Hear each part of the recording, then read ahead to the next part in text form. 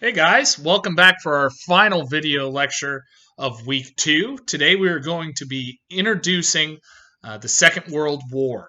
Right? I know this is a topic many of us have been looking forward to learning about for much of the year. So let's go ahead and dive right in. Okay, this is our Thursday, April 2nd video lecture, and it's on the origins of World War II. Okay, so let's move on to slide number 2. The Great Depression in the United States led to a worldwide depression, right? There's a number of reasons we can draw a line from World War I to World War II, but perhaps the most significant line that can be drawn begins with what's known as the Treaty of Versailles. The Treaty of Versailles had within it an article that made it necessary for Germany to not only pay back Germany's war debt, but pay war reparations to every single country that was involved in the conflict. Naturally, you were ensuring that this country's economy would collapse. All right, mix this with a global economic collapse, and radicalism all over the world begins to become much more appealing. Well, fascism at this time, perhaps the most extreme form of government we have ever seen, is going to come to the forefront. And in the 1930s, a German dictator named Adolf Hitler would take advantage of Germany's severe economic troubles and would tap into their extreme nationalism. Now, he would rearm their country, violating the Treaty of Versailles, and would begin to threaten Germany's neighbors. All right, Adolf Hitler thought for many reasons that they had been betrayed during the First World War, that Germany was within reach of victory during the First World War. And had they gotten the economic support that they needed, that they would have been able to overcome the obstacles posed to them by the Allies. Right? Now, let's move on to slide number 3. Adolf Hitler in his earlier days. Well, again, Adolf Hitler fought in the First World War. So much of his own ideology is founded and really hardened in the trenches of the First World War. We learned so much about the First World War. It's understandable that such a radical and violent and hateful ideology would be born from the trenches of the First World War. We talked about that at length, right? So just think about the mental state of soldiers coming out of the First World War. Think about entire countries trying to recover from the First World War, right? You think about Germans going back home, being blamed for the entire conflict, right? This is in large part because Austria-Hungary was no longer around.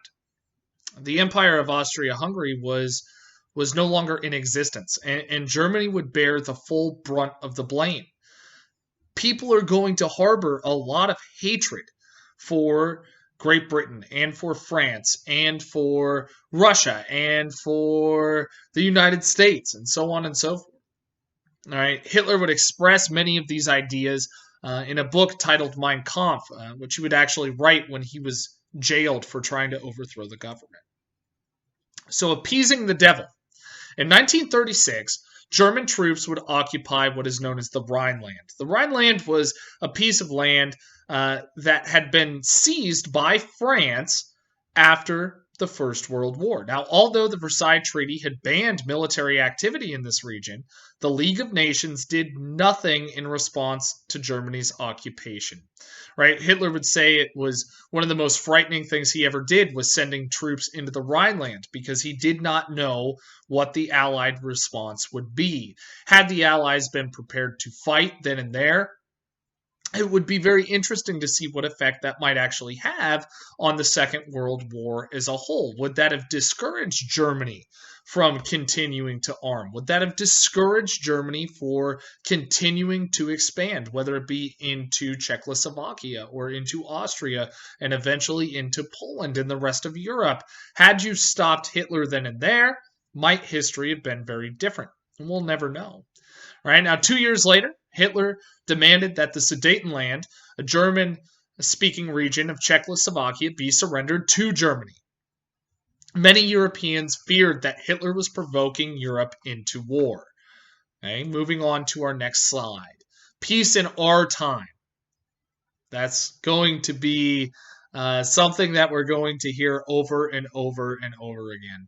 France and Great Britain, entrenched in the repercussions of the First World War, would go to great lengths to prevent another European conflict. All right. We were looking at nearly 36 million casualties during the First World War. The last thing any country wants to do at this point is provoke a second world war. Okay, in September of 1938, British Prime Minister Neville Chamberlain flew to Germany to meet with Adolf Hitler. The two leaders discussed whether Hitler would leave the remainder of Czechoslovakia untouched. Hitler assured Chamberlain that his aims were peaceful and that he had no desire to control other countries. Obviously, he fooled Neville Chamberlain with that, right? Neville Chamberlain would return with the Munich Pact and would say that he had secured peace in our time. Unfortunately, that did not happen. Okay. And like I said, this would become known as the Munich Pact. Now, with leaders of France and Italy, this would be signed on September 29th of 1938. Now, although most allies had doubts about the pact, they were still optimistic, right? They felt like they were operating, negotiating in good faith with Hitler, and that by doing so, they would be able to avoid a second world war. Unfortunately, that isn't what happened. Okay, so your weekly quotes, just a quick review of those. So many of them apply to this lesson today. The virtues are lost in self-interest as rivers are lost in the sea. That's by Franklin D. Roosevelt. Do what you feel in your heart to be right, for you'll be criticized anyway. That's from his wife, Eleanor Roosevelt.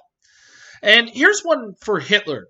And it really does speak to the core ideas of fascism.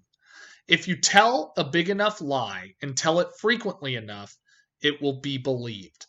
Right? So much of what Hitler espoused was blatantly false. He was a liar at every turn, but he would repeat these lies over and over and over and over again and would use things like scapegoating to take one group and make it us against them.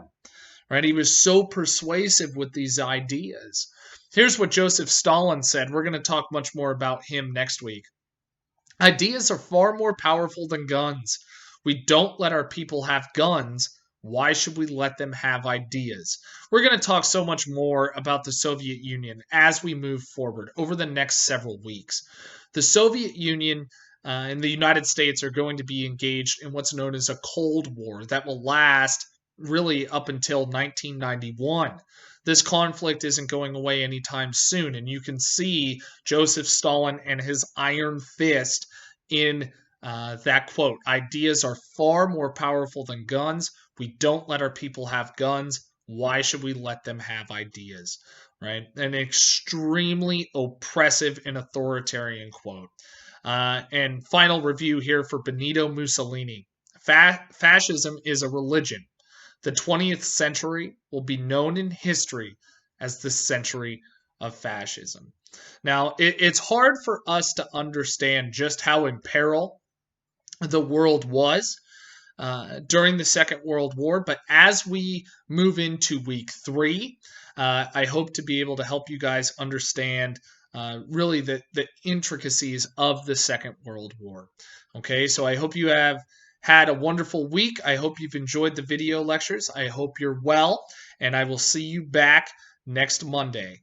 All right, stay healthy. Goodbye.